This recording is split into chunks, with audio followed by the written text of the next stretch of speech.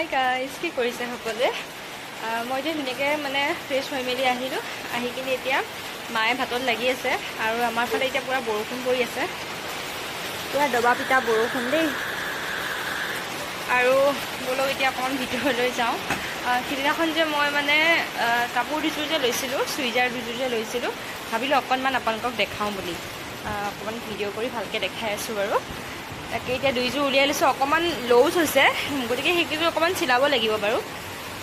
এইযোৰ পূৰা বৰষুণ দেই বাহিৰত, আৰু এইফালে এইযোৰ দুযোৰ লৈছিলোঁ যিহেতুকে দেখাই আছোঁ বাৰু ভালকৈ। এইফালে এইযোৰ প্ৰথমে দেখাই লৈছোঁ। এইফালে এইটো হাত আছে, 2 কোৱাৰ্টাৰ হাতটো চিলাই ল'ব লাগিব। এইটো ইয়াত জেপ আছে দেই, এইটো ছাইডত এনেকুৱা জেপ আছে, পিংক আৰু অলপমান হোৱাইটত আছে। এনেকুৱা লং হয় দেই, বহুত বেছি শ্বৰ্ট নহয়। এনেকুৱা ইয়াতে ডিজাইন আছে, এইটো কৰিছেনে? আৰু ইয়াৰ লগত এটা পেণ্ট, এইখন এইটো পেণ্ট, এইটো ট্ৰাউজাৰ টাইপৰ হয়, লং হয়। কাপোৰটো খুব ধুনীয়া, গৰমত পিন্ধিবলৈ বহুত বেছি ধুনীয়া, খুব ধুনীয়া মানে, সেইকাৰণে ল'লোঁ আচলতে গৰমত পিন্ধিবৰ কাৰণে। আৰু মই বেছি মানে গৰমত, মানে গৰম বুলিয়ে নহয়, ঠাণ্ডা দিনতো মানে মই মানে বেছি ইমান মানে কাপোৰটো ইমান বেছি মানে স্লিক টাইপৰ হ'লে বেয়া পাওঁ, কটন টাইপৰ হ'লে ভাল পাওঁ। এইফালে এইটো পেণ্ট দেই, এইযোৰ নেক্সটযোৰ বেছি লোৱা নাই, দুযোৰে লৈছিলোঁ, মানে পূজা বুলি লোৱা নাই আৰু এনেই লাগেই আজিকালি ন কাপোৰ কানি, ইমান মানে পূজা বুলিয়ে নহয় আৰু মানে আমাৰ ছোৱালী মানুহবিলাকক ইমান ওলাই কৰি যাওঁতে বহুত কাপোৰৰ প্ৰয়োজন যিহেতুকে। খুব ধুনীয়া হয় কাপোৰটো, একদম পিয়'ৰ কটন মানে, ভাবিব পাৰিছেনে?